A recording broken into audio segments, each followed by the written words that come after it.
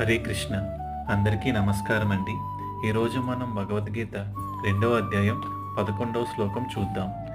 శ్రీ భగవానువాచ అశోచ్య నన్వశోచస్త్వం ప్రజ్ఞావాదాంశ భాషసే గతాసూన గతాసూంశ్చ నానుశోచంతి పండితాః.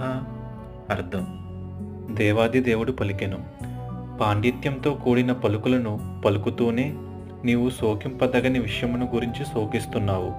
పండితులు జీవించి ఉన్నవారిని గురించి కానీ మరణించిన వారి గురించి కానీ శోకించరు. ఈ శ్లోకంలో శ్రీకృష్ణుడు అర్జునుడికి తన యొక్క తప్పుని చూపించారు. సాధారణంగా ఈ భౌతిక శరీరం ఎప్పటికైనా నశించిపోతుంది. కాబట్టి తెలివైన వాళ్ళు ఈ శరీరం గురించి అధిక ప్రాధాన్యత ఇవ్వరు.